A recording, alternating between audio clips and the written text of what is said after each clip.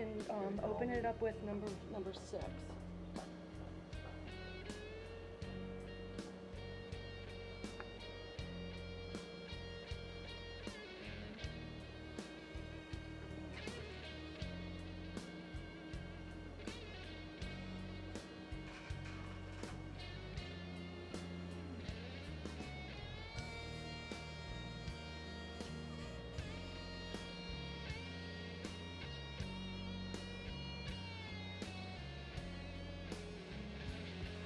I think it's a little too close. What? I think that's... Yeah. Hello, my name is Riley and you are watching Love DTV.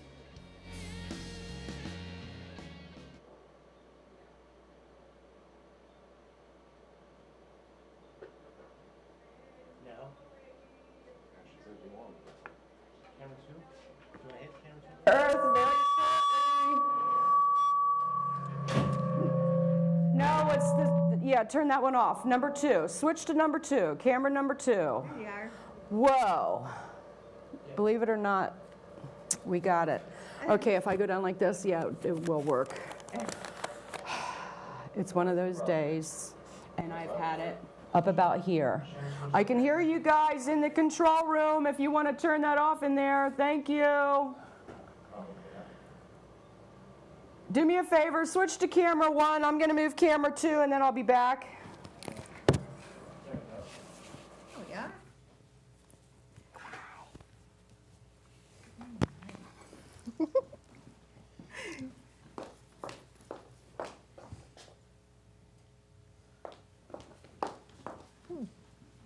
How come it's all us? Okay, now you can go camera 2. Now, we're going to take over from here. And I'm going to show you something that I have been working on recently. Jeff, if you would, wait a minute, switch in there on the control, you're going to want the roll-in. So the switcher, Mark, put the switcher on roll-in. Make sure you have sound on roll-in. Is there sound on roll-in? Okay, press play on roll-in and switch it to roll-in. And then, yeah.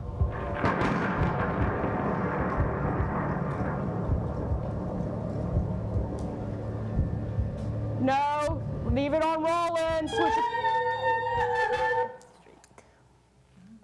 Switch it back off. Oh, hold on, wait a minute. Let me go in and take care of this.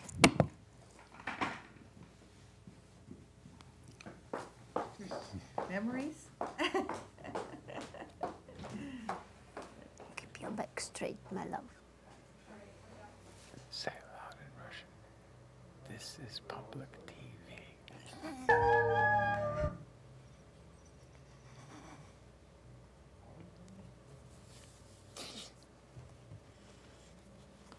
Это публичное телевидение.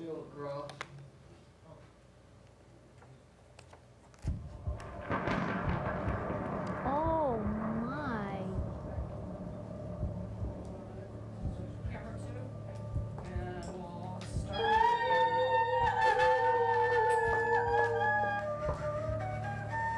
Keep your back straight, my love. The shoulders back.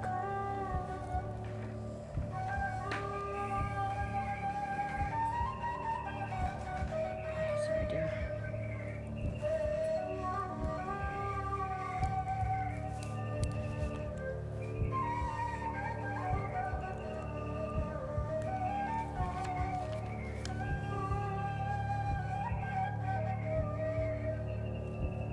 You can't come back through time to save me. What's that? Can you turn it off, please? Your time to save you or to me. Something in Oh, your it's in my purse? Oh, frickin' A. Lisa, look at you. Okay.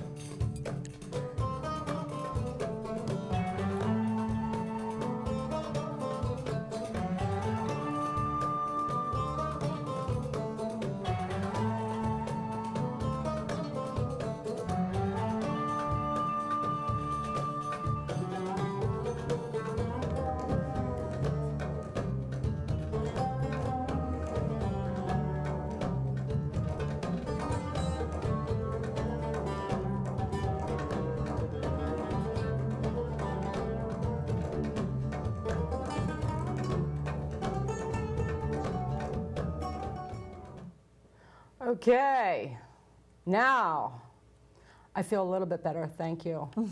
It's been one of those days today, and trust me, it's not going to take much to set me off. I've about had it too much. And this is being filmed at URTV. It's a public access station, which means that the public has access to professional equipment. But we pay to produce our own work. So I enjoy what I do, and since I'm not getting paid to do this, I like to use my own artistic creativity, and we'll let it at that. Egypt, what's so important?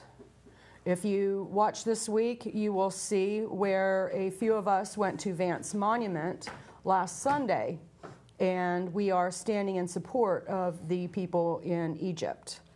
We feel that the people's rights are being violated, and we think that their president should step down. And it seems like if they can't control you, they will destroy you, which is sad that that's how a lot of our government is also. Walmart, I talked to you about Walmart last week. Well, Walmart was very nice and called me up. And do not think that one person cannot make a difference, because, as I say, the person who says you cannot change the world is the one who's not willing to try. Because I called, because I said what I said on my show last week, Walmart is now going to let the customer service centers know that you know, they have these guidelines and this is what it is, and if you put money on that card, it's going to cost you if it's been deactivated. So, like I said, you know, stand up for your rights. If you don't, they are going to take advantage of you royally. And then we come down to the North Carolina Cannabis Patients Association. There's Dr. Milton Bird. He's going to be a guest on the 18th, and I'm sure that you're going to find him very, I can't say just one word in which to describe him. This is what was going off earlier, and it's mine. I thought it was his. So I wanted to let you know it was mine. That was my alarm that says, hey man, we're live on frickin' air. Okay, as well as the industrial hemp. Dr. Bird, Milton Bird, he, I mean, like I said, there isn't one word to describe him. He's a very amazing, intelligent, fantastic human being. And he's going to be coming on, and he's going to be discussing several issues related to cannabis, marijuana, industrial hemp, all that other kind of good stuff. Because what I just found out today was very, very amazing. And I hope that you guys liked that, that promo that I did. That was for URTV, to raise some awareness for URTV. I'm sure that there's going to be some people out there who are really perturbed. And if you are, well, good, then I got your attention. And it's very important that we maintain our First Amendment, which is the right of free speech. And not just the right of free speech, but to hold our government accountable. So with that, I am going to talk a little bit about our guests today. My guests today are Virato and Dirajah from Asheville, who are presenting the ancient art of Tantra in Asheville and around the world, including Russia. And they also publish Asheville Magazine. And of course, Virato has his own show here on URTV. Oh, okay. You're back again. All right.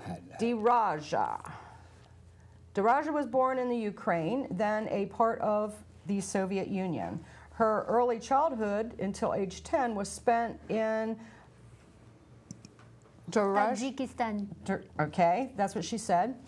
Near China. She has explored a few spiritual paths and was greatly influenced by the enlightened mystic and tantric master Osho. Dirajah is... Pardon me. Osho. Osho, okay.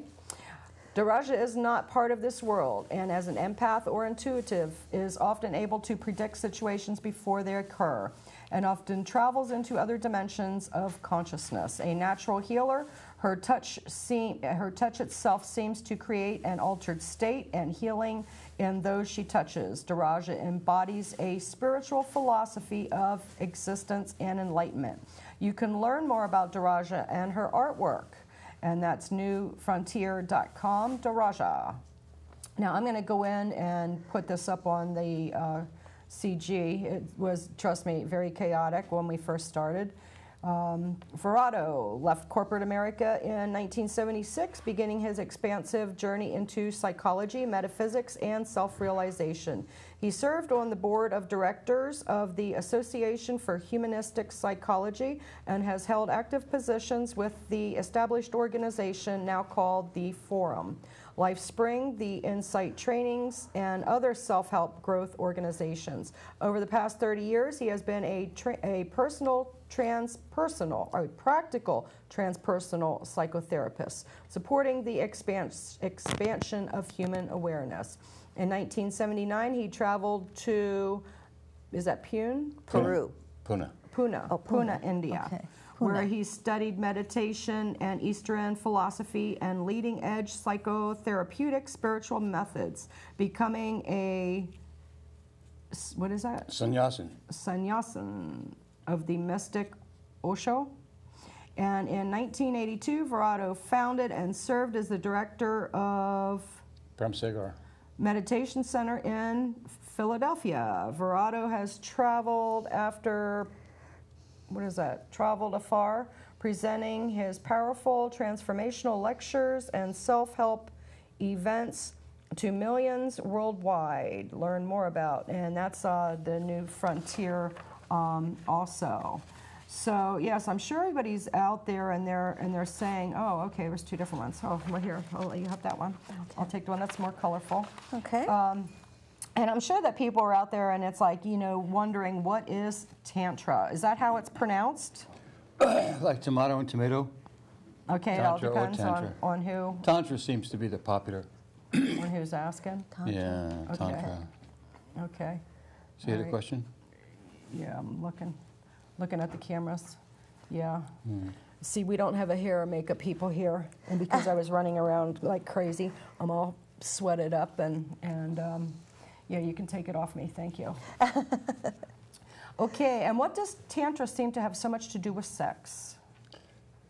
Well, when people first hear, and by the way, this is my beloved Dirajah, and I'm Virato, although she could be Virato and I could be Dirajah, so we want to make sure that you know that. Okay, you guys hear that? Yeah. All right. Mark, would you do me a favor and put camera 3 on Dirajah and Virato, please? And switch it back to 1. Yeah, you can switch it back to 1. For those who are watching live, it's really interesting that these are some of the things that you do not see on commercial TV. So if you turn to channel 20, as you're passing through it, you will see really raw footage, and this is what we are about. But anyway, you asked the question, what is Tantra? And then you said, what does it have to do with sex? Because if I'm heard anywhere, I trust I'm being heard. That's because it does. And the initial information that came back about this Vedic tradition, which comes from the Hindus, India, a lot of it was brought back by a man called Sir Richard Burton, not the Richard Burton actor, but an anthropologist and a historian and geologist, and a man about town from London. And he had traveled with the king or the queen's money and discovered the ancient artifacts of Tantra. And a lot of those, the ones that were the graphic that were carved and shown are the sexual ones, Kathmandu and a number of other places throughout the Indian peninsula. So the Kama Sutra is supposed to be a part of Tantra when it really isn't, in a sense. It's a sexual, sensual document. But Tantra is, a lot bigger, a lot bigger. So depending upon what question you're asking, it's a lifestyle, it's a spiritual practice, and it involves accepting unconditional love and being able to live your life from that. And everyone who practices Tantra doesn't necessarily belong to a particular group. It's not a religion. It's not a cult, unless you want to call it that. And they have different viewpoints. There are some people in the astral area who would see what I'm doing now as quite pedantic and just a lot of blah blah, and they want to really get down, so to speak. And from my perspective now, and I'll probably get some nasty calls, it's a good front for prostitution or for people selling their sexual favors. So Tantra has been associated with that for the longest time. For those who know me, for 5 years, I couldn't even mention the word Tantra on the radio show because of its association with Tantra. So how to explain what it is? Did I say anything right? Well, so far, yes, and let's say what Tantra, the word means. Tantra. Okay, yeah. Tanoti and Trayati, weaving consciousness. Tanoti is weaving, and Trayati is consciousness. Making the tapestry of existence. Wouldn't you say so, Virato? Yeah. It's like one can look at it all as being enlightened. And when you wake up, your finger doesn't wake up, your toe doesn't wake up, your nose doesn't wake up, unless that's the way you wake up, you know. But you wake up. You wake up. And Tantra is about waking up, and not, the biggest thing about it is that it does not divorce spirituality from physicality, and that's the big thing about it. So there are different forms of Tantra. If you want to know about them, I can tell you about that. Well, that would be cool. Are there different forms of? And isn't yoga Tantra? Well, Dirajah and I have good questions about that too, and she'll give you her opinion. There are 4 essential kinds of Tantra that have been defined: Black Tantra, Red Tantra, Yellow Tantra, and White Tantra. White Tantra is kind of the one adapted by the Sikh tradition, S-I-K-H. Those are the ones who wear the turbans, the white turbans, and they wear the thing on the wrist. And they practice Kundalini Yoga and White Tantra. White Tantra. Which has nothing to do with sexuality at all, but has to do what sexuality has everything to do with, which is the body's energy.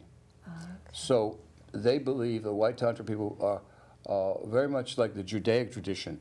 They believe in monogamy for sure, business, doing your business well, setting up businesses, taking care of your family, etc. Then you have the Yellow Tantra, which is the way of the Dalai Lama. Okay. That's Tibetan Tantra. And their practices are like the Buddhist monks, tantric monks.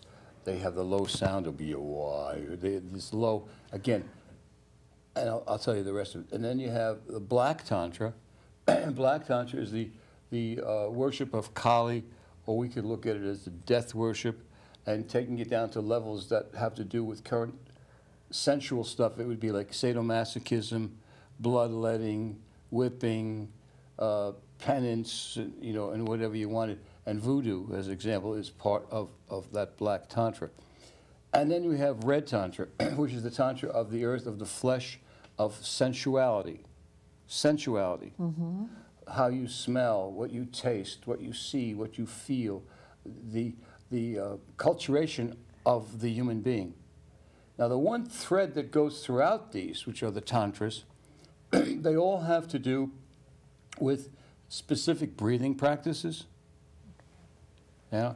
And in the Hindu tradition, it's called pranayama, P-R-A-N-A, prana, Y-A-M-A, the breathing in of vital energy. They also have to do with meditative processes. So all the Tantras have meditation. And they have to do with this connection between the physical plane and the non-physical plane. But they're quite different, and really different in ways. And basically, I have looked at all of the tantras, right? And for me, it's the one Red Tantra, which originally, which is most of the work I did was very sexually oriented. You know, like 30 years of that, and to find out that the real essence, I mean, there could still be Tantra teachers doing that too, and so what? Yeah. Now, whether the hookers and the prostitutes and those who allude to it are really involved, I don't know. But they've not responded to me when I've asked them. I'd like to know what you're doing, you know. So does that give you a kind of a picture of what it is? It's like everything. It's like the ultimate, you know, if you're not Tantra from my perspective, sometimes I'll have pity on you because you're not really there. It's waking up in all aspects of life. So you do it from the time you get up? Is it a mental process? Is it a vibration? Imagine yourself with a little sliver of fresh pineapple, not too cold, room temperature, succulent. Take it up and start to smell it. Taste it, squeeze it, feel it. That's Tantra. Awareness. Living in the moment. It's what you're getting. It's fully, one of the processes that we do is like a half hour of eating a piece of pineapple. 1/2 hour. Most people rape their food. They want to know why they're overweight because they don't eat their food. They're not enjoying their food.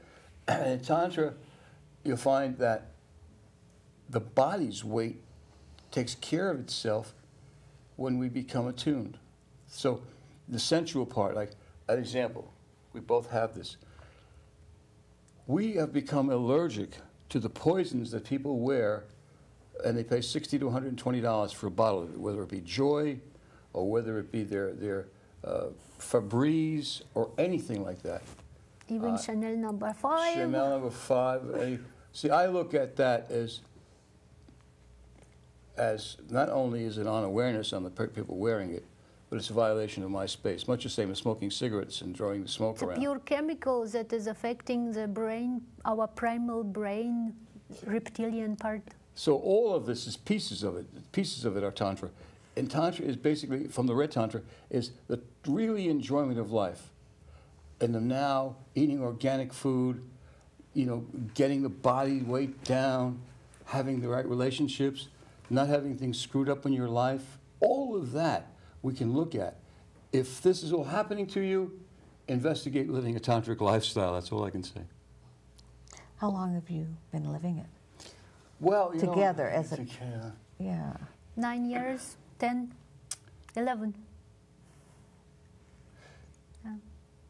You see, there's no Tantra school, and then all of a sudden you graduate and now you're a Tantra person. It's waking up, doing whether it be the S training, whether it be psychotherapeutic techniques, whether it be purging the body, whether it be eating plant-based food and not even thinking about going near McDonald's. You know, when I drive by a Burger King, I'm offended by the smell. Not only do I think of the people being in there killing themselves, I want to go in the line and just rip the counter out to do my good, you know. But it's all of these things together. So when they start coming up and one says, I really want the pleasure of life. I don't want stress. I don't want struggle. How do I get it all to flow? And that's what Tantra sometimes called the art of let go. Art of let go? Letting go. That's a letting go and letting God. Yeah, that's what I used to say. Let go, let God, and everything will be good. Go, God, good. And see, and also people say, you know, when I did the radio show and the TV show, it was like, what about God? What about that kind of spirituality? And I say this, I can't say this for my beloved, but I, look at my words, right? I do not believe in God. If you play that back again, hear that. See my face, I said it. Now, that said, all beliefs for me are mechanisms by which people either are controlled unconsciously or are self-controlled because they're mentally dysfunctional. Now, does it mean we don't have a point of view? Of course. I don't like to go out in the snow. But if it were July 5th and it were 104 outside, you'd like the snow, wouldn't you? So it's all relative. So my point of view changes like the clouds. So, but I don't believe in God. How do I believe in God? How does one believe in the sun? How does one believe in a little puppy dog or a little child that you're caressing or a flower? You can't, there's nothing to believe. Belief keeps away. You know what belief does? Belief is blasphemy of truth. Like that? Ah, all right, great. It's your show. Hello, lady. I'm here. So that's, yeah. So there's certain things that we've been doing is to offer, now that the Clear Channel gag thing is off, we've started to present it again. And it's a little difficult because most of the information that's out there on me has been really the sexual tantra, and most people that know about the work I did in Russia and other parts of the world were very sexually oriented. From the viewpoint of the sex person, from the viewpoint of the pornographer, of the dirty old man, of people, you know the Janet Jackson thing? I got to share this with you. Come on. Come on. You feeling better already? What is the biggest male-oriented testosterone celebration in America? Happens once a year. Super Bowl. It's the Super Bowl, right? So you would think that if there was ever going to be anything sexual that would be accepted by our society, it would be on the Super Bowl. Mm-hmm. But when Janet Jackson did that, it was the biggest offense. Clear Channel was like $50 million of fines. Everybody was fined. The whole thing was insanity. At the Super Bowl, I don't get it. Well, that's because our whole society is perverse. I mean, we really have to get down to the bottom of exactly what it is. I mean, what you're talking about is getting to the person's true spirit. You know, I mean, you know, ever since these so-called Christians, you know, with the Adam and Eve and oh, you know, you're naked, you know, I mean, children don't know that they're naked until they're told that they're naked. You know, you know.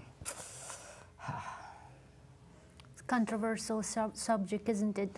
Well, you know, it's like, I mean, we are media fed, corporate driven, and until the truth of so many things come out, until people stand up and say, you know, so what if a frickin' nipple popped up?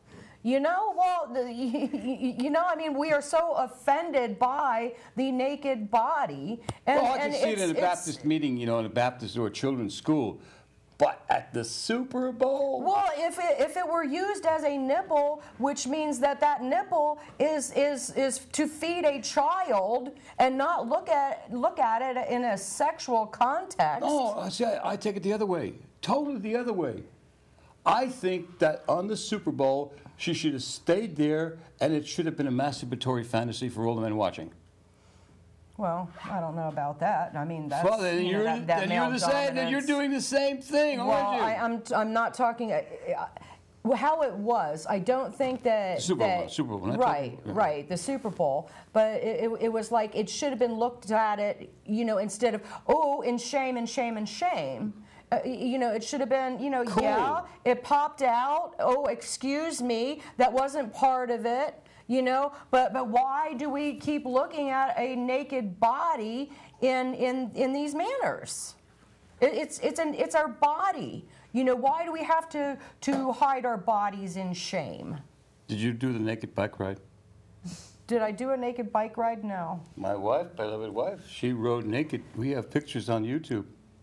Well, there you go. With you know what? 150 other people. I love this woman and dearly. Thousands I love this woman. around the world. An activist that doesn't get the activity done is a half activist. Oh, well, now I'm not mean? saying that I don't have boobs down on Main Street in Daytona. Doesn't matter. You know, or you know, yeah, I'm in a book in Daytona showing my boobs. You know, big deal. Record that, make copies of it. You know, it's like I've been to nudist colonies where children and adults, you know, old people, young people, swam nude together, and it's like, you know, that's where you know, what's wrong with the naked body came into play. You know, we pervert things. And it's like, why do we pervert things? So the great designers can make a fortune off of us? Do you think that tattooing and body piercing is perversion? I don't think so. No comment on that. Yeah.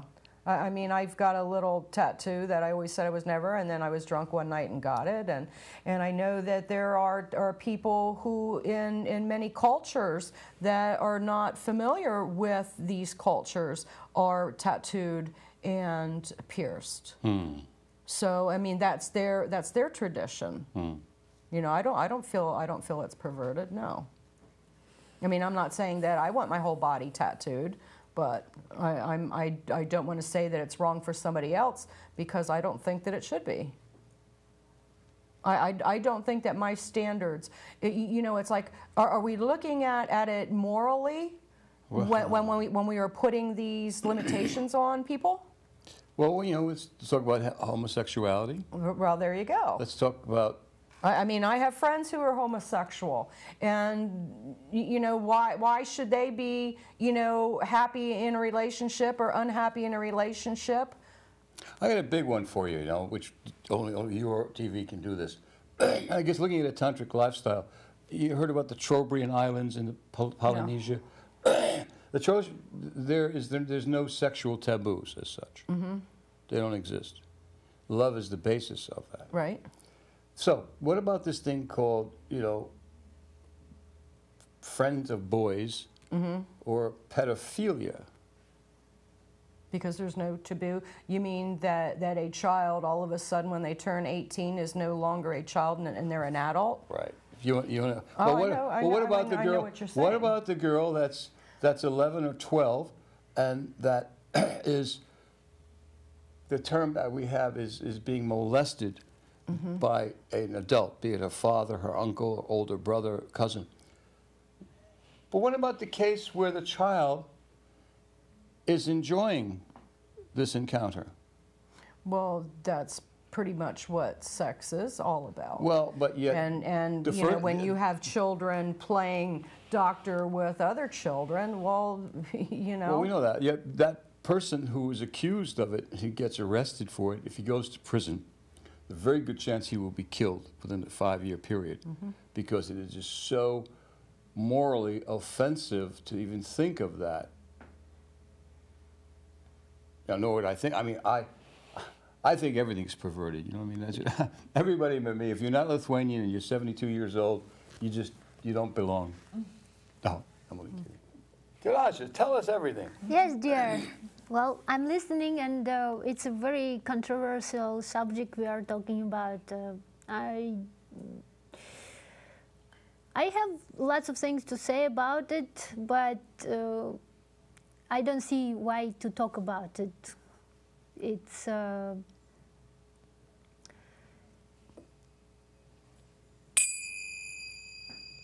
that's what Cool. I am about. Peace, love, and harmony. Peace, love, and harmony. Right, and unless it harms one person, then, you know, what? What do you think, Shannon? You're awful quiet over here. Well, I'm listening. I'm taking it all in. One of the things I was interested in hearing from Dirajah was when you were talking about the bicycle ride and being naked. How did that feel? Did you feel free? Did you feel completely on the wind, riding the bicycle with other people who are open-minded, with the beautiful bodies and not so beautiful. Who cares? As far as it's all one purpose. Yeah, and you felt, really it feels really unity. The police were driving with everyone. It felt unity. And the police were as and naked this as police, they could be. yes. It was really trippy. It felt like they were supporting us. Now, where was this? We actually were the astral creation of it. It started in New Zealand or something, and then it got all over the world. It's now called the International Naked Bike Ride, and there are like 175 countries participate every year. Southern Hemisphere does it different than us because their summers are different. And people protesting the whole thing of oil and, you know, what we've been talking about, global warming and everything. And they figured, people don't know that in Asheville, for instance, there's no law against a woman bearing her breast totally and walking the streets of Asheville. Cool. It's totally legal, and if anyone wants to know about that, Ladies, let's go out. just go up to any female Asheville officer and ask her straight out, You know, and she'll tell you, I heard her say, well, but you still could be cause deserving the peace. Disturbing the peace? Yeah, either horrifying the people, having them try to jump you. No. But anyway, that was the idea. And being tantric, words like licentious and license. Mm-hmm. If someone has a license, you have the right to do something. But having a license doesn't mean you have to be licentious. Having a license doesn't mean you drive down Patton Avenue at 100 miles an hour. Mm-hmm. You know, so the idea of the Tantra is to letting go and whatever the gripes are. And I'm looking at it every time like something, because my health is this, that didn't go bad. And the more I don't have going good, what it is for us is we look at this without any religious and stuff like that and saying, what part do I play in this? The very part of being upset, even if it's true, is BS. Even if you jumped out of a 40-story building and you're 35 stories down already, just let go and feel the joy. You ever hear of the Diamond Sutra, the story of the Diamond Sutra? No. This is Tantra, very briefly. This is from Buddhist tradition. It's called the Diamond Sutra. Very well known. As the story goes, there's this Buddhist guy or whatever walking, and all of a sudden he sees a band of lions coming at him. He sees them coming. So he starts running away from them. He runs and he runs. He comes to the edge of a cliff. That's it. But he sees a vine hanging off the cliff. And he immediately, as he's running from the lions, first he sees the lions, he gets in fear. Then he sees he can run, he gets in happy. Then he sees he's going to fall, he gets into fear. Then he sees this thing and he starts to climb down. And he starts to climb down, he says, I'm free. And then he looks at the bottom, and there's a bigger band of lions at the bottom. He stops, he's going down, and he looks with his eyes, and he sees the most succulent strawberry growing out of the side of the mountain. And he just reaches over, holding on, and eats the strawberry. And gets in the moment. And all the fear disappears. So that's a famous Buddhist thing, and it's being in that space and looking at it. It isn't being Pollyanna, though. See, the Pollyanna is if you surrender 99%. Okay. It's like, I'm there, but when I get out of this thing, I'm going to cut his head off. All right? Instead of saying, take it. Do you know the story about a Jewish comedian, I forget his name, whatever. The story goes, somebody came up to him with a gun and said, your money or your life? And he hesitated. You know that joke? So, you know, in Tantra, what do you want? What do you take? We have a process that we did in Russia where a person could walk, I mean, the worst thing in your mind, if you can think, as a woman, walking down some street someplace in an unknown city, and if you have stereotypes, you can pick your own. They can be Puerto Rican, they could be black, they could be Chicanos, they could be whatever you want them to be, Russian, Moscow. And you come and all of a sudden you see a whole group of them coming at you. Your reaction to that is the whole aspect of life, because we're always dealt a set of cards, and we're not always going to get a royal flush. So in that situation, this woman, by her absolute letting go at that moment, when there's total fearlessness, the only thing that's left is love. There's a thing called A Course in Miracles, probably you heard of it, and it kind of talks about that, because they can't coexist. If they coexist, what you know, you're confused. I mean, if you're totally in fear, you're on the battlefront, you're running, but what happens is the soldier that's running as a hero, he's not in fear. He's as happy as a pig, and you know what? Because he's going out there to save the troops and to give his life for his country or for God or for my wife or for my child. They don't feel fear. Fear is felt by people that don't do anything. They curl up and they go into their bed and they cry and they suck on their nipple, proverbially. You know what I mean? Yeah. So in Tantra, it's more, but at the same, it's like experiencing it. You stub your toe. You don't say, no, I'm a Buddha, I didn't stub my toe. You let out the expletives in the 4-letter words when you stub your toe. Totally. You be total. we have a process we do, it's called dynamic meditation or chaotic meditation, where you let your violence out. You punch cushions and you use every vile word in the book. You spit, you can do anything. So it's like instant therapy. That's like a kid's punching bag. Yeah.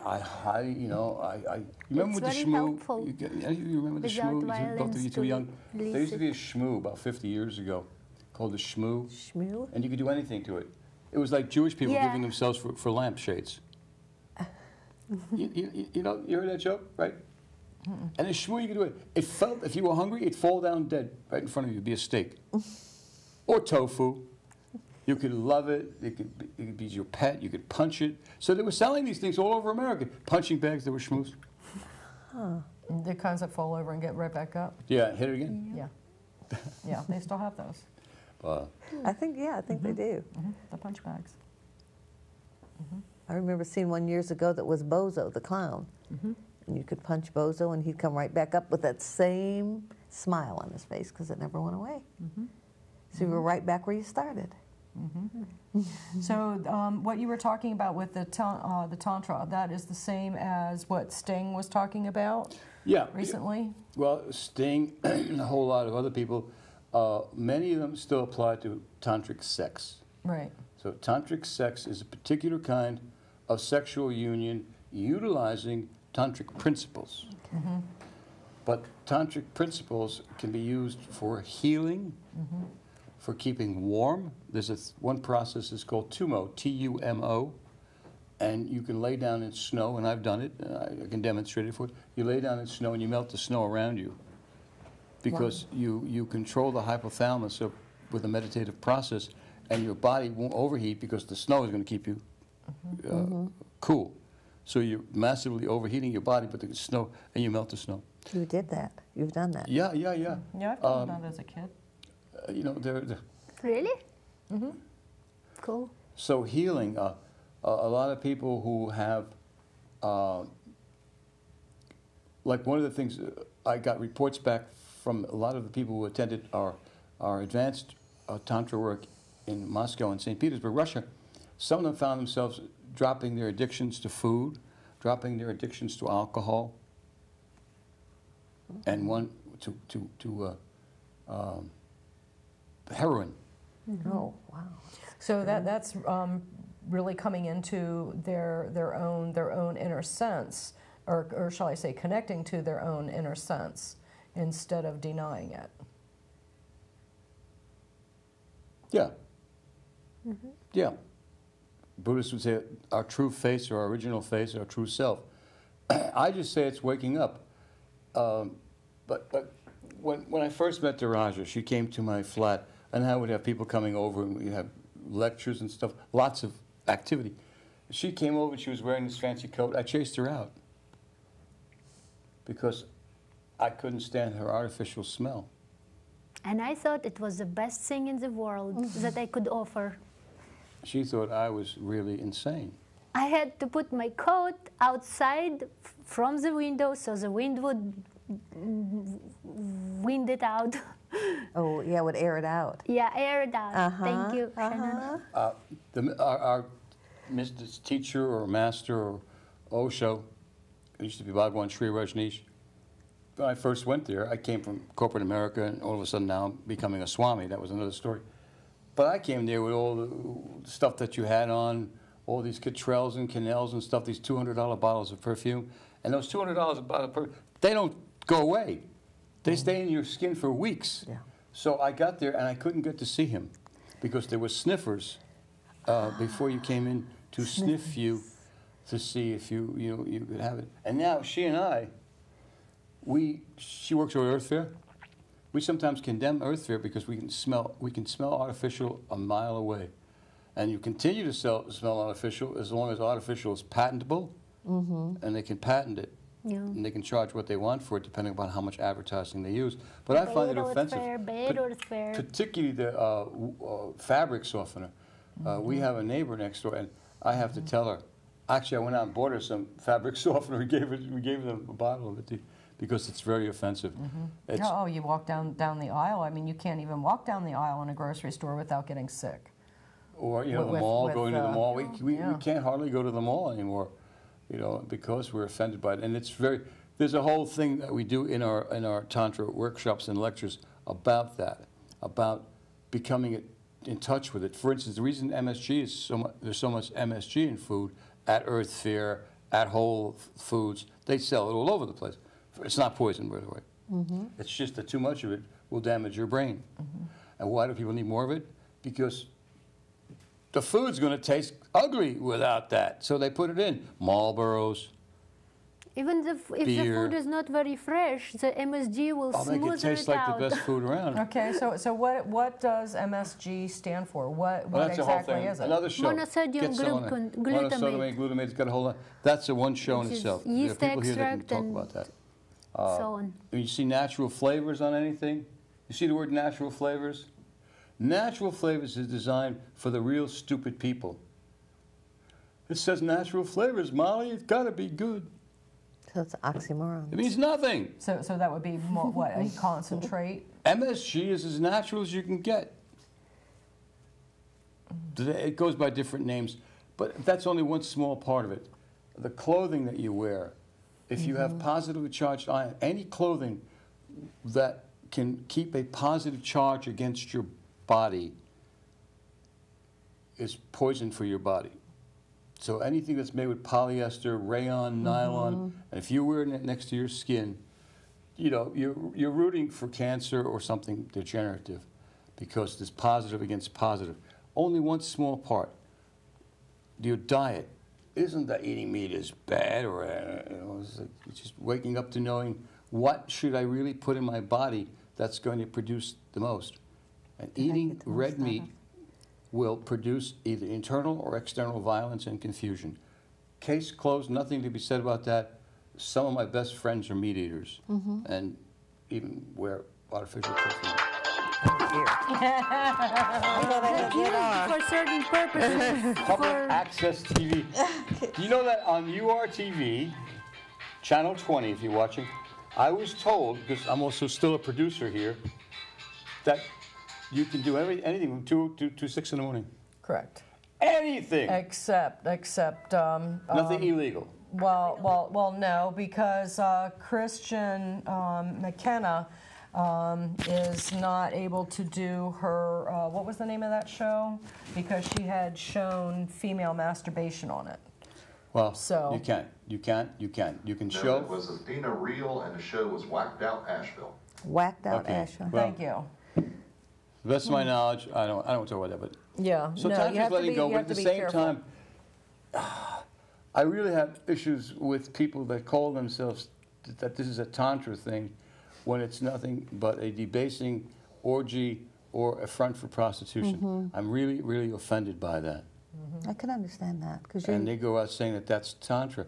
I'm not divorcing the sexual from it, right. because when we get to the advanced aspects of it, magic happens. I can assure you there'll never in a trillion years be even a thought of Viagra. So you'll use herbs instead. Yes. That's- Yo- And Yohimbi. energetic Yeah. activation. Yes. Yohimbi? What? Yohimbi? No, it's is not. that one? Yohambi? Yeah. No, there's no particular thing. No particular one in. No particular thing. Everything from Esiac to cleansing out the body, to cleansing out the Yeah. kishkas, to activating the body. Some of the things are so advanced that I really don't. We have decided not to even share them at this particular point. But we will share that. We do. Isn't horny goat weed another one? Yeah. Again, these are food. I mean, marijuana is used. Soma is used extensively. Beer is used in some of the tantric rituals to do things in the body. And there's- even raw meat in very, very little Oh yeah, bit. yeah. Okay. So this is what you are now teaching in Asheville? Or shall I not say now teaching, because you have been Well, teaching, yeah. but you are doing workshops. If people go to that site, which is the New Nepal Frontier. Institute, just type, go into Google and type Nepal Institute, and that will give you the structure of everything, all the workshops we do that we've done around the world, the facts about it, and what it is or is not.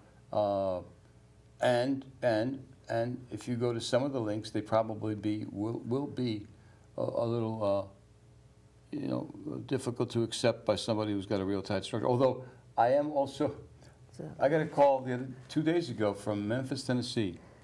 Somebody wants to know about Christian Tantra. Christian Tantra. So type in Google Christian Tantra, and you'll see this whole thing I do on Christian. Because I was a born-again Christian with the Church of Christ for a number of years. I brought about 2,000 or 3,000 people to Jesus. I was jailed on the island of Malta for witnessing for Jesus in a Catholic country. Another story. Another life, yeah. Another life. Well, then you can understand the little short clip that I had done at the beginning. Totally. You know, That was good, it was to show that we have a tendency to Can I have one of those? crucify people. I brought them for you, actually. When, Oh, my God. when they are really doing good, you know, good work. And it's like, why do we want to shut people up who are doing good work? Where you know that the county commission, with all that kind of good stuff that's going on, you know that URTV is only going to be getting about $20,000 next year. And yeah, To run it speaking for of the that, whole this year. is a wrap for URTV. I had a show on URTV. It was called Virato Dirajah, but the logistics of the show didn't really work, you know. And I guess I'm too pompous or something. You know. I've heard that. But well, anyway, I think it's a great idea. I think that the fact that this is the only medium in Asheville where you can just say things without having to be so polished and being corporate. Well, you know that we have a radio station now. You have a radio station? And you can say whatever you want on the radio station. I mean, you don't even have to bite your tongue on the radio Because station. that doesn't go through. By the way, this is through Charter Cable, if people want to know. And it's sort of a mandate from Charter Cable. But well, something else that we recently found out is that AT&T is also broadcasting URTV. are they really? Yeah, so somebody's looking into the copyright infringement, because that's why the cable, the PEG funds, or is it the cable, the PEG funds? Yeah, PEG funds. But why it's now from the state instead of the individual cable companies giving to the public access. So if you want to be part of URTV, you come down here. I think just go to the website. Wednesday 6 o'clock. Wednesday at 6 o'clock. There's a free orientation meeting, and then if you join, you can become a producer here. Which means you're going to pay to produce your own work. You still got to do your own Don't think that you're going to get paid. It No, would be yeah. nice, but You take other courses here. You can take the Studio A course, Studio B course, video editing. It's a good experience. yeah, it's a great experience. I mean, you find out how hard it is, and most people do not last past one season, which is 6 months. And we will be starting our 8th season in April. So we have come a long way, even though sometimes it doesn't look it. Yeah, but we have, and that's what makes it public access too. That's it. That's part, you know, That's that it. you can turn it on. You're going to see the real. As a matter of fact, It's live, we just had. it's raw. It's right. We were just at a meet and greet. Oh, we didn't even talk about Yeah, the meet well, and greet. we were just. It's coming. But we were just at one, and one of the And it was great. producers, it was wonderful, and it was that Firestorm, and I'm just going to say that. Yeah, go ahead. One of the producers there, a newer producer, said something that just cracked me up. He said, yeah, he was a nervous wreck back there in the control room, and he said, and for the first 15 minutes, he didn't realize they were on the air, they were just checking their mics. And I thought, that's wonderful, that's real TV. You know, anybody that tuned in at that point said, hey, this is the real thing, we're actually seeing behind the scenes. You know, so I think that's what makes it so wonderful. If we were all polished and we had makeup people like you talk about and hair people, then we wouldn't be URTV, we would be something else. That's it. Yeah. I mean, we are real reality TV, and we've got 2 minutes going on. And in case you were wondering, I was number 33 on the sign-in, and then I found out Jonathan didn't sign in, Brian didn't sign in, so I'm sure that we had at least 40 people. There were several that didn't, that I couldn't get to. Before Yeah, that. so I would say there was close to 40 people that came. I would say at least, and we will let you know, because we're going to start doing them at the beginning of the month, Yes. so more people can join us. And Look at that. Look at that. She's got her own bumper music right there, ready to rock and roll. Come on, put it on the radio. Put it on there. this is one of those songs that'll put a smile on your frickin' face when you're peed off. Can't you tell? Oh, dear. They're in there saying that we only have 1 minute. We left. have 1 minute. There is our book, Raja and Tantra. Dirajah, on thank you. Yeah, Oh, introduction yeah, but you to- can't show the beginning, or she can't. Uh-oh. Doesn't say anything. Yeah. No price on it. There's no price Okay. tag. No, they're funny about showing books. Well, That's my artwork, Here we go. actually. Oh, Show me yeah, artwork.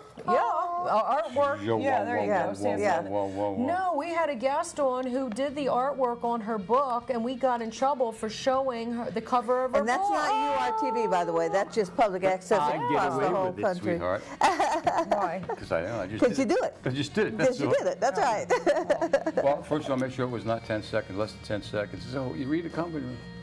Well, thank you, sweetie. Hey, man, stick around for Karmic Tools, because I'll tell you what, there's been a lot of really heavy-duty planetary aspects that are going on, which I'm sure that I'm not the only one who is noticing. So Kelly's going to tell you all about it, because she's blown quite a few.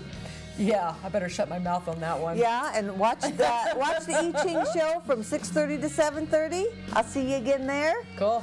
Call Remember, we love you.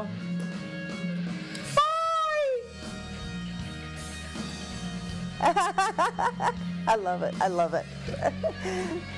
It's a dance, kind of like that we used to do. Bless you, sweetheart. Oh.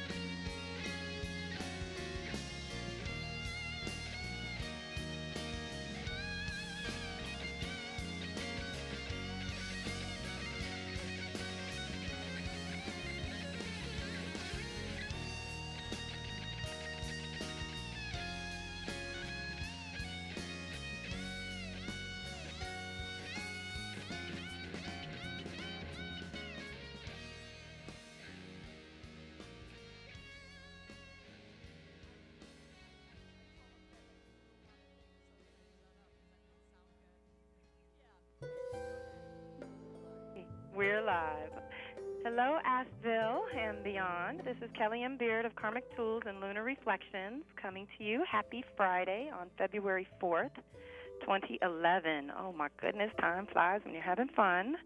There is so much going on, and yes, I hear that Lisa mentioned I blew some circuits this week, so we're having adventures in technology all across the board. and everyone just be patient. This is what's going on. This is part of it. As the frequency raises, as things get off track, planets are not on their normal track anymore, it's pulling on things in a new way. So we just have to roll with it. This is the universe's way of forcing us to be flexible and fluid and go with the flow, which, frankly, I got a lot of warnings for you coming up, because Neptune, which rules Pisces and flow, takes 165 years to go around the zodiac, is going to hit Pisces pretty soon. And Uranus is coming out of Pisces and going to hit Aries, which changes the whole dynamic as well. But going with the flow truly is the theme for the next couple of years as we figure things out at this new level. That's basically what's going on. Things aren't what they used to be, and they're not what they're going to be, so we have to work with what's in front of us and kind of be here now. So we're going to get some practice by any means necessary. You know, the universe sends us customized lessons. Mine always comes in the form of shutting my computer down so that I just take some downtime. But we did okay. We managed to get through. I don't get nearly as upset as I did years and years ago. And the Aquarius new moon is kicking all week long, so we're working on new beginnings across the board. And leading up to the Taurus first quarter, which we will talk about next week. So right now we're very much in the new moon zone. I would also like to let you know we're in the cross quarter. This is the biggest news. I would love to be there one of these years. I'm going to be there at these different holidays of the year. But the cross quarter is considered a gate of power. It's the midpoint. I'm sure you've heard me speak on the fact that midpoints are really important, because you go through a cycle, and whatever the halfway mark is usually creates a turning point of sorts, where you have to check in, you have to know what's going on, you have to realize what's working and what's not, and decide how you're going to direct your resources going forward. So it's important that you check in midway between any kind of cycle, mid-month, mid-year, mid-cycle. So for this piece and this place that we're at right now is halfway between winter solstice, initiating the new year and setting those intentions for the new reality. That's all going on right now, and leading to spring equinox, when those seeds that we planted at winter solstice should burst forth in some way, shape, or form. So right now at this midpoint, how's it going? What did you get started in December that's working, and what's not working? And how are your resources flowing or not flowing? We're going with the flow, working with what's in front of us. And I can tell you just from my own personal research and things is we're all working with a lot more than we give ourselves credit for. So I want you to really consider your tools and talents and understandings and wisdoms and offerings to your community or to the world, however you want to present it. This is all part of your offering and your reason for being here. You have something to give. So the cross quarter is considered Candlemas, which is one of, how the Christians shifted the name from Imbolc, which means in the womb. So we still are at this kind of still point, okay? And see, spring equinox, the equinoxes and the solstices are considered solar holidays. The gates of power are considered lunar holidays. So there's more behind-the-scenes work that we're doing. It's not so out in the world. Okay, but we have a lot of worldly things coming up. So anything that you are doing behind the scenes during these kind of powerful, the power is invisible. It's in this shadow area where power lies. So when we're in this zone, we're doing very much behind the scenes work. So my little note to the people about cross quarters, which I'm sending out hopefully over the weekend, there will be a big Karmic Tools mailing for those of you that want to receive updates from me, is Candlemas brings in, usually they set it on the calendar around February 1st, but technically it's when the sun makes it to the midpoint of Aquarius. And that happens technically tomorrow the 5th. So right now we have some assignments. Let me give them to you. So this is the second of the 8 sacred seasons, inviting a renewal of the light, because after winter solstice the light starts returning, the days start getting longer. We're in forward motion now. We're in initiation, new beginning territory. We get to summer solstice and we start wrapping things up for the back end of the year.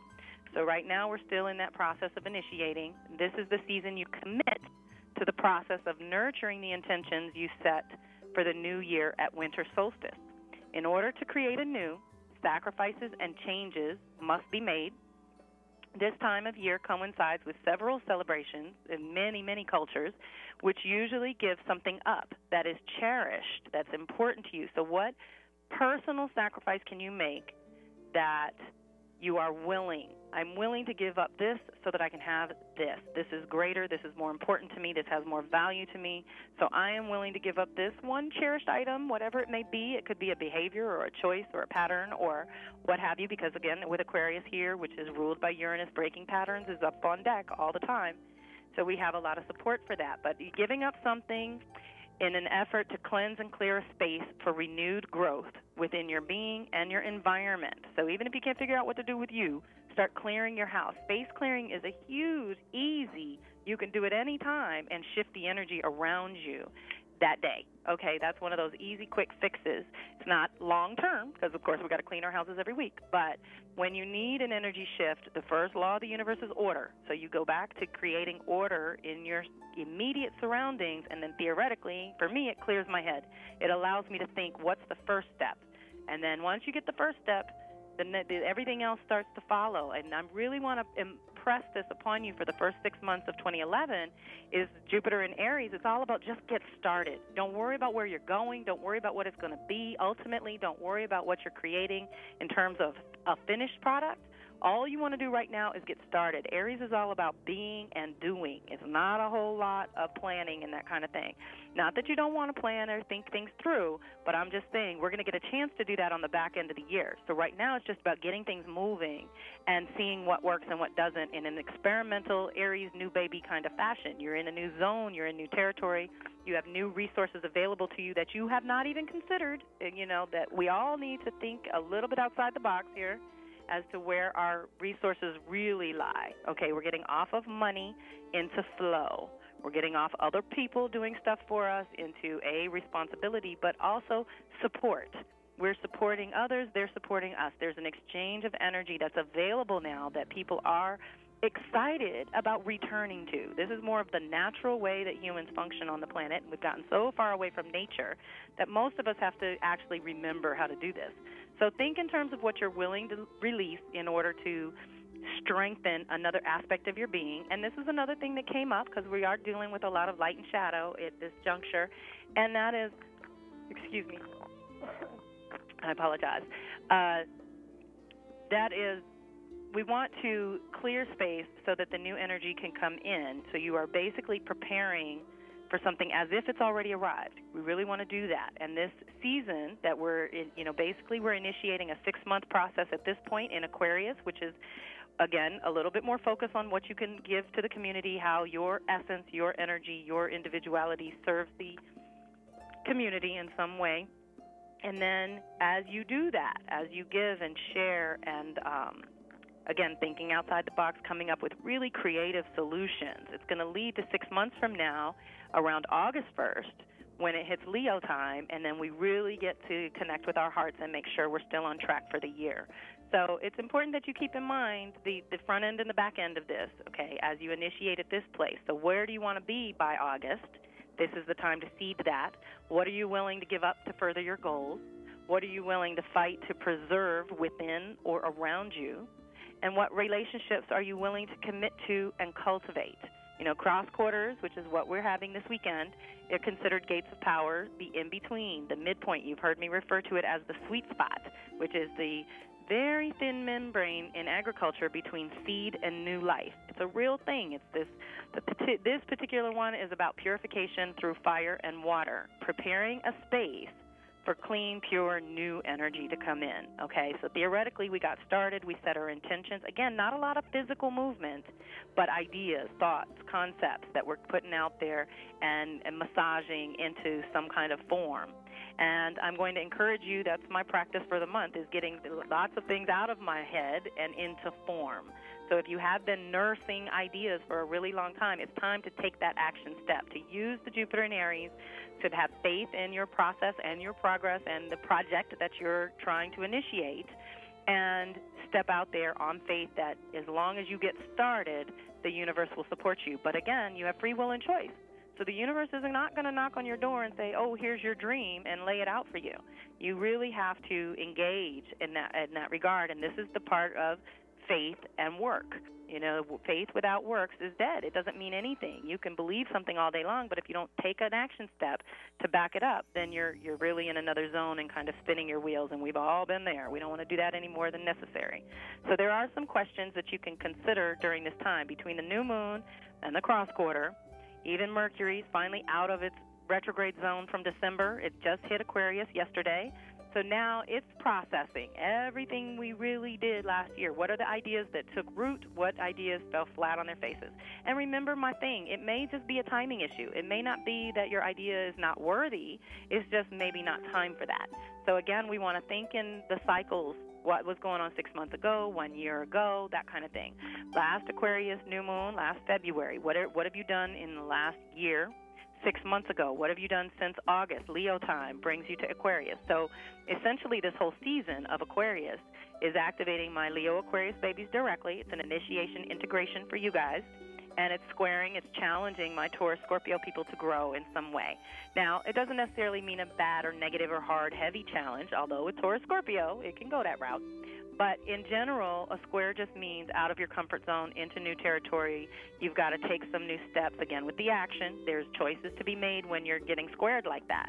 So every year, Taurus, Scorpio babies, you get these activations in Aquarius time, which is January, February, and Leo time, which is July, August, end of July, beginning of August.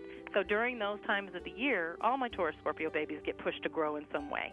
So just paying attention to the rhythm, because once you recognize the rhythm and you know your basic components, which most of us know our sun sign, moon sign, and some of us even have gone far enough to know our rising sign, but that's the trilogy I think you should know. Your sun, moon, and rising is what's most important because it's very personal. That's your inner and outer self, your identity, and what you present to the world. So these are all really, really important. So like I said, for the first 6 months of the year, we have a lot of initiation, physical, get it started going, get something initiated, okay? Don't sleep on this Jupiter and Aries energy because it only happens every 12 years. So this is the time to expand Aries, who you are, whether you have Aries or not in your chart. This is the theme socially, collectively, up in the sky that is pushing all of us to a new level. And the back end of this year, it's going to hit Taurus. So theoretically, if we just get started, when we get to the second half of this year, we can anchor things a little bit deeper. With the Taurus energy, it'll help us cultivate something physical, tangible, useful, and beautiful. That's Taurus's whole thing. It has to be useful and practical, but also yummy and delicious and beautiful and juicy. So we really want to think in those terms, which takes you right back to your heart, your center. Where's that seed coming from, initiating from? And we do know that Taurus also has a lot to do with monetary worth and value and resources, material comfort even.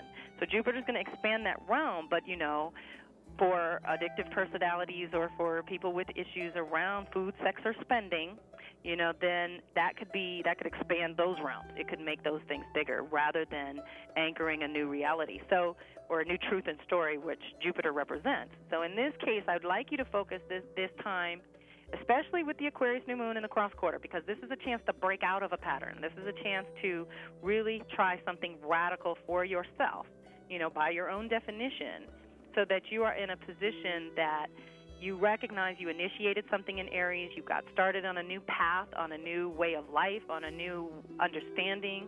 Whatever it is that you're starting new, by the time we get to Taurus, we want to know if it's worth it. Is this worth further your investment? And worth is always going to be defined by your own individual terms. What are you worth? What is your energy and time worth? And how worthy are you to receive and to be able to receive that energy back? So again, with keeping flow going, you want to pour out energy, but you want to receive energy back. So you have to feel worthy of that. You have to believe that it's possible. And there's a lot of people going through doom and gloom because of the crumble and because things are crashing and burning around us. But honest to God, there are shoots of new life coming up at the same exact time. So it just depends on what you're focused on. Okay, nothing is good nor bad, but thinking makes it so. So if you're focused on the negative and what's dying or going down, then you're probably going to go down with it. So let's focus on what does work, what is growing and prospering and expanding, and let's be there. Let's really, really sink into that and use Jupiter for what it's good for. It's about defining your truth, In Aries, and who you are, your independence, your ability to be responsible for yourself. In Taurus, it is your material comfort. So if you get some things started in the first half of this year, they might yield some actual benefits by the end of the year. But you have to feel worthy.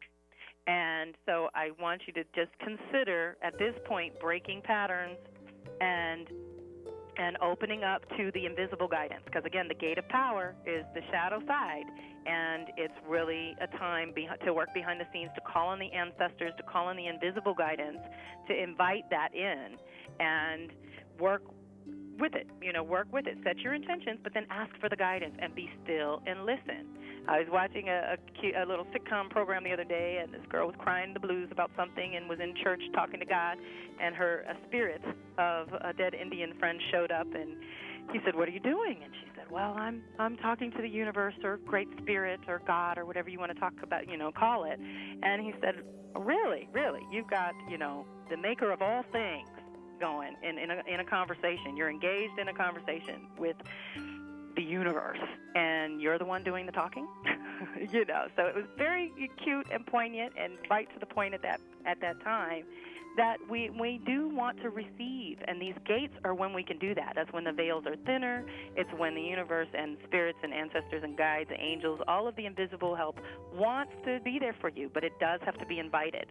So you have to sort of pose your question and then sit there and be still for a minute and see what happens. And I'm telling you, these days, weird, physical, tangible things are happening. I mean, a book will fall off the shelf, a light will turn off. I've had pictures fall of a certain person that was involved in whatever I was praying on.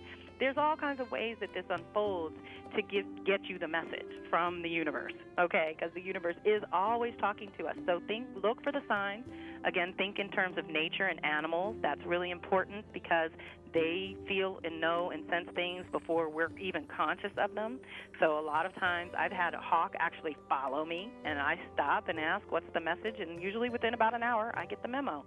So it's a way of being. It's a way of moving through and recognizing, again, that you have more help and support, even though it might be invisible, and that you do have guidance that you might not be, really recognizing. So we want to recognize that nothing is what it used to be. That's the other big piece here.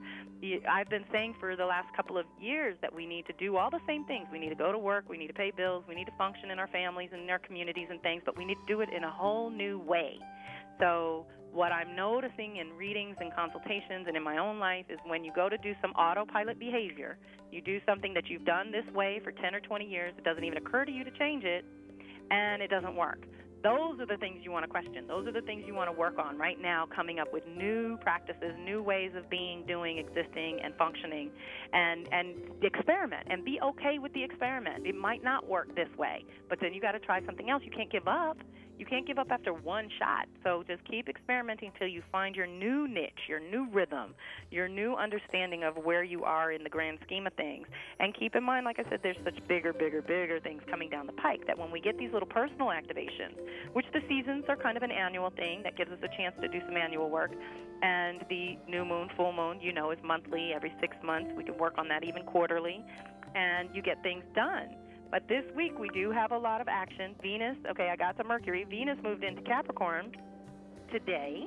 So this is a really yummy, delicious place, and we've got to think in terms of the whole thing. Now remember, when a planet changes sign or direction, number one, it intensifies the energy that we feel. And number two, it's usually a response to the last sign and a preparation for the next sign.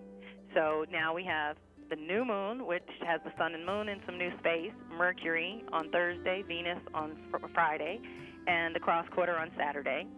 On Tuesday, Chiron re-enters Pisces permanently. So now the 5 years of Chiron through Aquarius is done. So right now, we want to really spend this weekend, Mercury in Aquarius, thinking outside the box.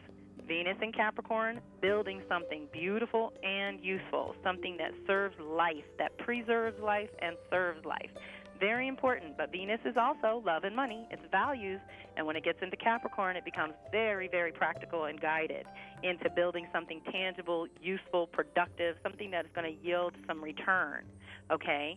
And that's all supported. Again, you have free will and choice, but I'm just telling you what's supported. And right now, really breaking your own patterns that don't serve you anymore is at the top of the list. And beyond that, once you at least commit to breaking the pattern, then the first step is so crucial.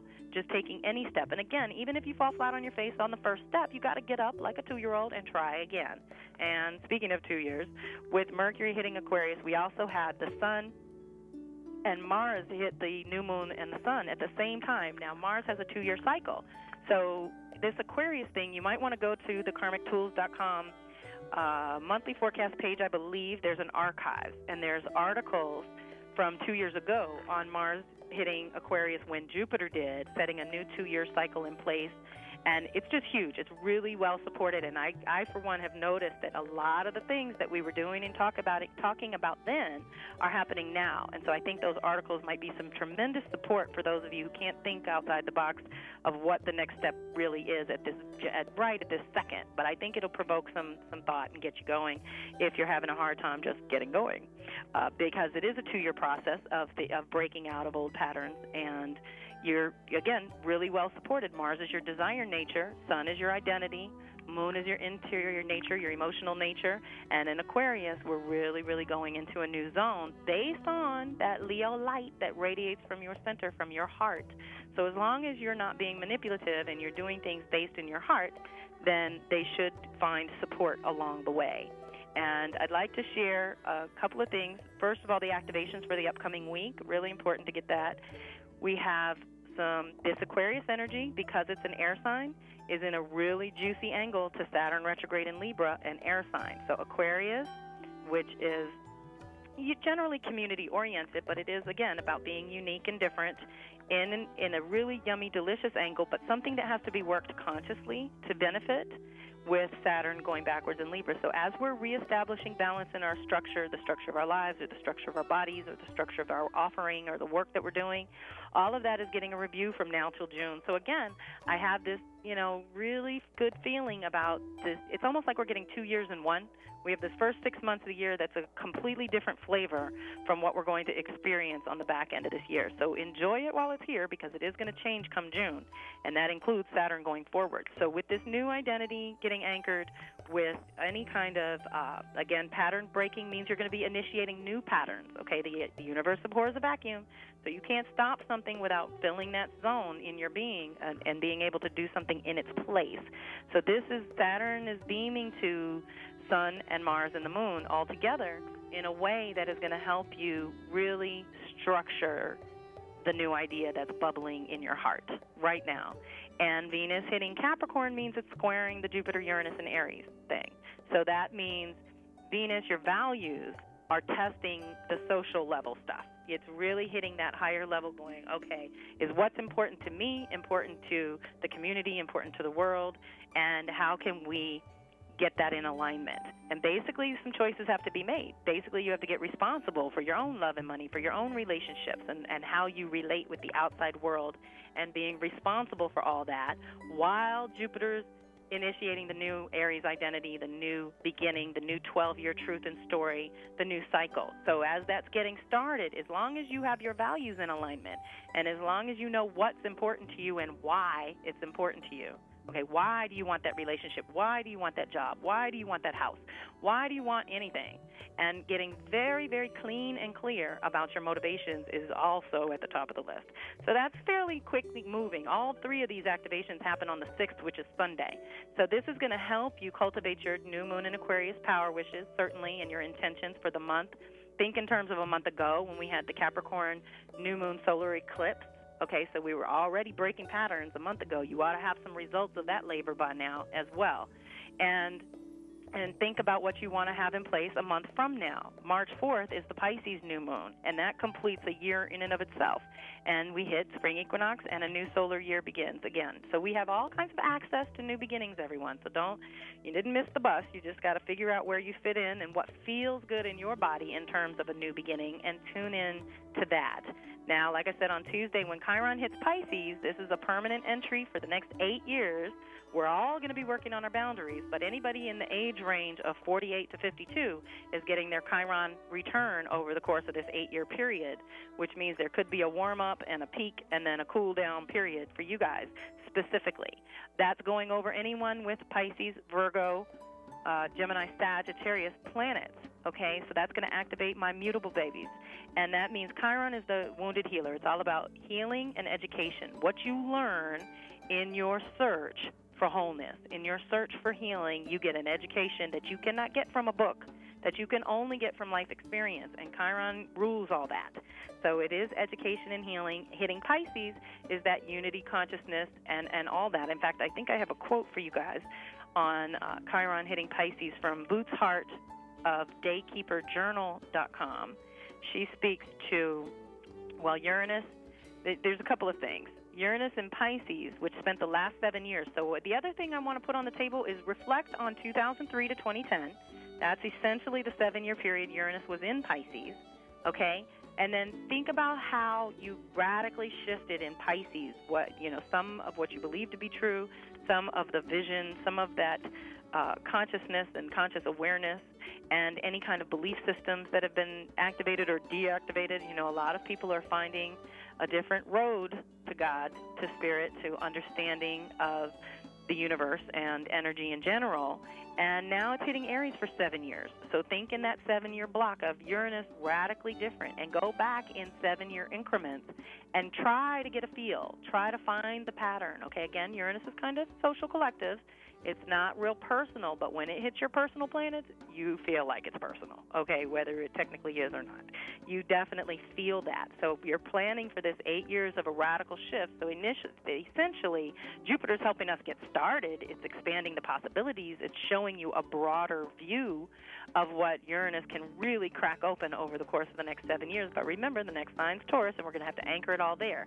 But just keep in mind, it's going to be bumpy for the near future. For the foreseeable future, it's just ride the wave. Get your surfboards out and do the best you can with what's in front of you. And I was looking for her Chiron piece, but I just found Neptune and Uranus.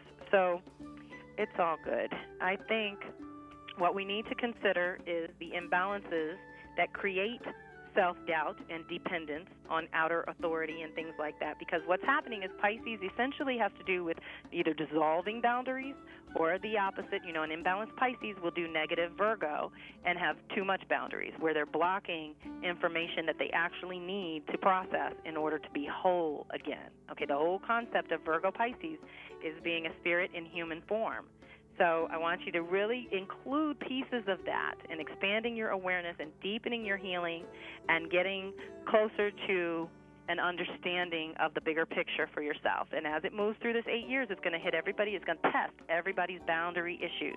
So knowing who you are and what you want is crucial to creating healthy boundaries. That means you have enough that keeps other energy from taking you out, which we all have experienced that at some point as well, and not so much thick boundaries that you can't hear or feel or sense what's going on around you. So you need to determine that as an individual, though. It's very important. And Saturn's really helping us do it in 3D. Structurally, we did the healing in Virgo. Now we're reestablishing balance. And like I said, we're moving towards Scorpio power. So whatever healing, is supported for you, this is really juicy, because we get connected to a new kind of spirituality that actually isn't new. It's ancient, but it's back. And the cycle is coming back around. So I think we're getting close to our time. You know me, I could go on and on and on. But the activations for this week, that's pretty much it. And Venus links up with Pluto. So we will talk a little bit about that next week as well, because it's going to get very intense with the Capricorn energy. This first